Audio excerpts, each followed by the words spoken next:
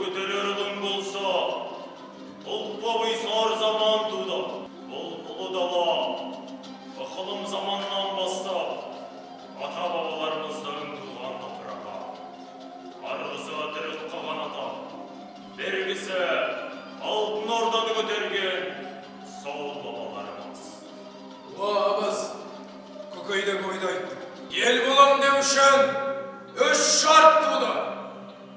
Бірінші шарт, ру-ру болып жүрген ағайындас жұртта қазақ деген ел еді. Екінші шарт, айбарлы аттескер құру. Үшінші, ақ орданы керіп тұрғызып, дешті қыпшақ жерімен Түркістанда қарамағымызға алу.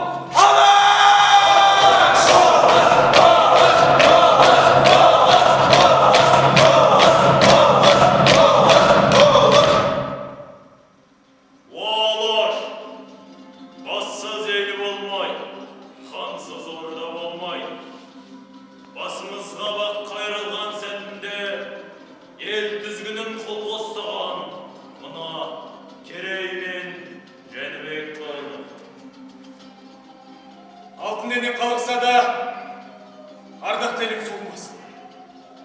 Бүкіл денем қажыса да, бүткіл әлем тозбасын. Бабадан қалған дәстүр бар. Жоқ, ағаныкі. Жәнібек, мұның атал сөз болды. Жарадың бұл.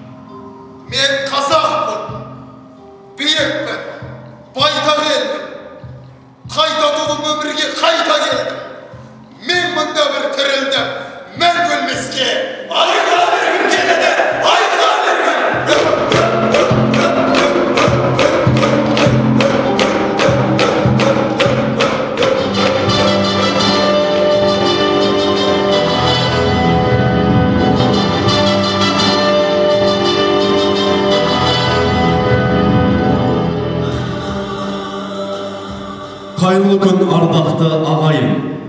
30 жыл бұрын көк байрағы желбіреген мәңгілік ел болудың бірегей қадамын жасадық. Дүйім дүниеге тәуелсіздігімізді жария еттік. Тәуелсіздігіміздің мерейтой жылында арнайы жүзеге асырылып отырған техникалық және кәсіптік білім беру ұйымдарының арасында өткізілетін Тәуелсіздік бабалар аманаты атты фестивалімізге қош келдіңіздер. Фестиваліміз наурыз желтоқсан аралығында өтетін болады. Елбасымыздың мәңгілік ел қағидасына айрықша көңіл бөлуі тегін емес. Нұрлы жол даму бағыты аясында жастардың болашаққа деген сенімін айқындап, қажырлы еңбек ете отырып, келешекті кемел ету жолында жастардың үлесі зор екендігін баса айтты. Болашақта тәуелсіз еліміздің тұғыры биік, қарыштап даму үшін сапалы білімі, саналы тәрбиесі бар отансүйгіш жастар ғана белесті бағындырары хақ. Фестиваліміздің ашылу салтанатында алғы сөз кезегін білім беруді дамыту орталығы директорының орынбасары Сабиров Нұрлан Менешұлына береміз. Құрметті әріптестер, құрметті студенттер, биылғы жыл ерекше. Қазақстан Республикасының тәуелсіздігіне 30 жыл толады. Бұл қайта жаңғырған қазақ мемлекеттігінің тұғыры нығая түскен әйгілейтін маңызды белес. Тарих тұрғысынан алғанда 30 жыл көзді ашып жұмғандай қас қағым сәт. Осы жылдар ішінде еліміз талай белестерді бағындырып, алдына жаңа мақсаттар қойды. Қазақстан Республикасы президенті Қасым-Жомарт Тоқаевтың «Тәуелсіздік бәрінен қымбат» атты мақаласында отандастарымызды өткен жолдарымызға нақты талдау жасауға, келешек бағдарламамызды айқындауға шақырған аса маңызды құжат болды. Тәуелсіздік бұл біздің халқымыздың ең басты құндылығы, ең маңызды байлығы. Отанымыздың өсіп өркендеуі үшін қастерлі тәуелсіздігімізді қорғау және нығайту әрбір қазақстандық азаматтың абыройлы міндеті екенін атап өтті. Ата-бабаларымыз армандаған тәуелсіздік біздің құндылығымыз. Оның маңызын сипаттап, саралап, қадірлей білу біздің ұлттық парызымыз. Біздің мақсатымыз келер ұрпаққа Қазақстанды тұғыры мығым, экономикасы қуатты, рухы асқақ мемлекет ретінде табыстау және елдік істерді шашу-шашпай лайықты жалғастыратын жасампаз ұрпақ тәрбиелеу. 21 ғасыр білім мен біліктің дәуірі. Әр адам өзін үздіксіз жетілдіріп, жаңа кәсіптерді игеріп, үнемі заман ағымына бейімделу арқылы берекелік бәсекелестік қабілетін арттыра алады. Білім мен технология жоғарғы еңбек өнімділігін ел дамуының басты қозғаушы күші болуға тиіс. Бұл туралы ұлы Абай адам баласымен ақыл, ғылым, ар, мінез деген нәрселерменен озбақ, онан басқа нәрселермен оздым дегеннің бәрі де ақымақтық деген болатын. Тәуелсіздік жылдарында талантымен таңдай қақтырған жас өрендеріміздің тұтас легі өсіп жетіліп келеді. Олар Қазақстанның мәдени келбеті, еліміздің жасампаздық аренада танытып, тәуелсіздік құндылықтарын жер жүзіне паш ететін рухани елшілеріміз, біздің айрықша күшіміз деп білеміз. Ата-бабаларымыздың арманы болып, бүгінгі ұрпаққа мирас болған тәуелсіздігіміз жас ұрпаққа ұлықтау, насихаттау баршамыздың міндетіміз. Президентіміз Тоқаев 21 жылды Қазақстан тәуелсіздігінің 30 жылдығы деп жариялады. 30 жылдықта атқарылатын шаралар негізінен жастарға арналуымыз керек. Бұл не жасасақ та бәрін болашақ ұрпақ үшін жасаймыз деп атап өтілген. Соңғы жылдары облысымызда техникалық және кәсіптік білім беру ұйымдарының педагогтері мен студенттер арасында рухани интеллектуалдық және кәсіби мүмкіндіктерін ашуға, білім алушы жастарымыздың жаңа қазақстандық патриотизм рухында тәрбиелеуге, бірегейлік пен бірлікті нығайтуға, ел үшін мақтаныш сезімін ұлықтауға бағытталған фестиваль өткізу жақсы дәстүрге айналды. Наурыз мерекесінен бастау алған 4-ші фестиваль желтоқсан айына дейін кезең-кезеңмен өткізіледі. Тәуелсіздік мерекесі қарсаңында қорытындыланатын болады. Осынау ұлыстың ұлы күні наурыз мейрамдарымен тұспа-тұс келіп, бастау алған облыстық техникалық және кәсіптік білім беру ұйымдарының 4-ші фестивалінің ашылуымен құттықтап, фестивальға ақ жол тілеймін.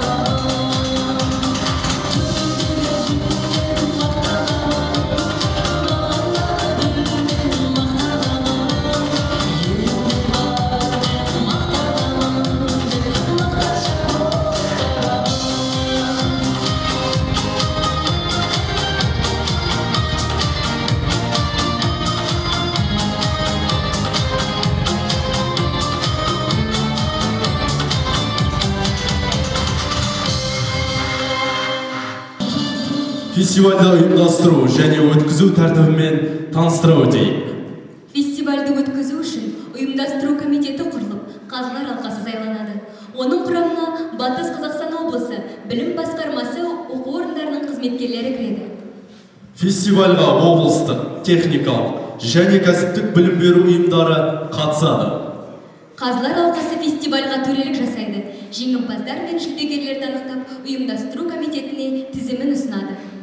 Фестивальді өткізу тәртібі 7 кезеңнен тұрады. Бірінші кезең. Ұлтымыз ұлыстың ұлы күнін ұлықтайды тақырыбында Наурыз мерекесін колледжшілік мереке ретінде ең үздік тойлаған, ұлттық сипатын аша білген видеороликтер байқауы. Мақсаты білім алушыларға ұлыстың ұлы Наурыз мерекесін тойлауы туралы толық мағлұмат беру. Халқымыздың салт дәстүрін, әдет ғұрпын үйрете отырып Наурыз ұлттық мейрам екенін ашып көрсету. Ұлтжандылыққа, дәстүрлерді қастерлей білуге тәрбиелеу, ұйымшылдыққа, өнерге баулу. Екінші кезең. Қазақ елі достық мекені тақырыбында колледж оқытушылары арасындағы шығармалар байқауы. Мақсаты елімізді мекендеген ұлттар арасындағы достықты нығайту. Осы мақсатта білім алушылардың достық қарым-қатынастарын қалыптастыруды жалғастыру. Қазақстанның өркендеуіне достық арқылы өз үлестерін қосуға баулу. Құрмет, сүйіспеншілік, достық, ынтымақ құндылықтарының маңызын түсіндіру. Сыйластық, татулық, бақыт ұғымдары туралы түсініктерін кеңейту. Өзара жағымды қарым-қатынасты дамыту. Үшінші кезең. Ұлы жеңіс сарбаздары атты қашықтықтан өткізілетін облыстық байқау. Мақсаты білім алушылардың жаңа қазақстандық патриотизм рухында отанымыздың мәдени мұрасын құрметтеуге тәрбиелеу, әскери патриоттық әндерді көпшілікке тарту, талантты жастарға қолдау көрсету. Төртінші кезең. Латын әліпбиіне көшу болашаққа қадам атты дөңгелек үстел. Мақсаты латын әліпбиіне көшудің маңыздылығы туралы терең мағлұмат беру, қоғамдық пікір қалыптастыру, қоғамда өздерін көрсете және өз еліне пайдалы бола алатын жаңа қазақстандық патриотизмнің құндылықтары мен мұраттары жүйесін иеленетін патриот ұрпақ тәрбиелеу. Бесінші кезең. Ән жырымның арқауы тәуелсіздік атты патриоттық әндер байқауы. Мақсаты білім алушылардың бойындағы еліне, жеріне, ұлтына деген патриоттық сезімін қалыптастыру, патриоттық тақырыптағы әндерді кеңінен дәріптеу. Алтыншы кезең. Тәуелсіздіктің 30 жылдығына арналған тәуелсіздік дәуірі тақырыбында мұражайға виртуалды саяхат. Мақсаты мұражайлардағы жәдігерлер жөнінде кең мағлұмат беру. Жетінші кезең. Қазақстан Республикасының президенті Қасым-Жомарт Кемелұлы Тоқаевтың тәуелсіздік бәрінен қымбат атты мақаласының қоғам мен құндылық бағыты бойынша онлайн конференция. Мақсаты президенттің бағыт беруімен жемісті жүзеге асырылған, ұтымды шешімін тауып, еліміздің дамуына оң өзгерістер енгізген міндеттері туралы ой пікірлермен бөлісу. Фестивальдің өту шараларында студенттердің бойында ата заңымыз бен мемлекеттік рәміздерге құрмет, астанамыз бен кең байтақ елімізге деген мақтаныш, сүйіспеншілік, патриоттық рух дәріптелетін болады.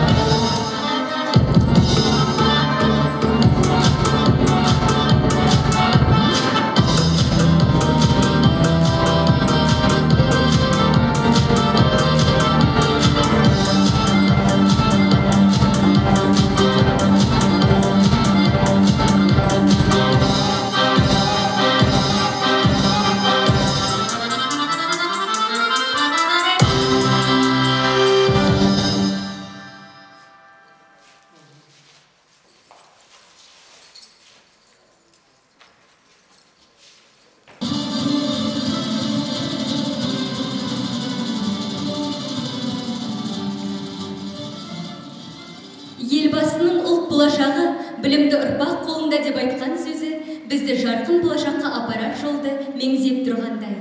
Шын мәнінде бүгінгі жас ертеңгі елдің мызғымас тірегі, келешек келбеті.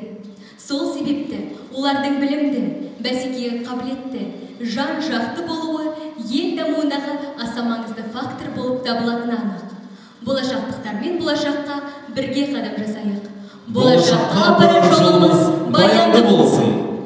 Келесі кездескенше аман сау болыңыздар.